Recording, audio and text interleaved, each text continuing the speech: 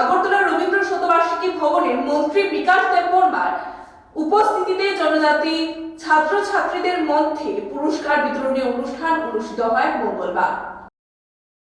সব মিডিয়া বন্ধুদেরকে ধন্যবাদ, নমস্কার।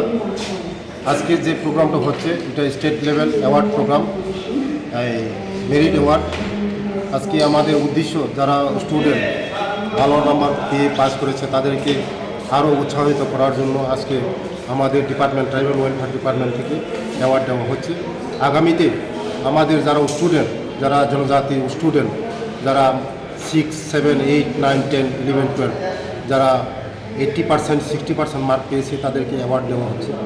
আগামী দিন আমাদের সরকার, আমাদের জনপ্রিয় মুখ্যমন্ত্রীজির নেতৃত্বে যা সরকার আমাদের জনজাতিকে, বিশেষ করে আমাদের জনজাতি ভাই বোনদেরকে উৎসাহিত করার জন্য আমরা আগামী দিনে আরও ট্রাইবেলদের কাজ করার জন্য, এই আমাদের ট্রাইবেল স্টুডেন্টকে আরও উৎসাহিত করার জন্য, আরও ভালো ভালো সমাজে প্রতিষ্ঠিত করা যায়, তার জন্য আমাদের আজকে এই প্রোগ্রাম অ্যাওয়ার্ডটা।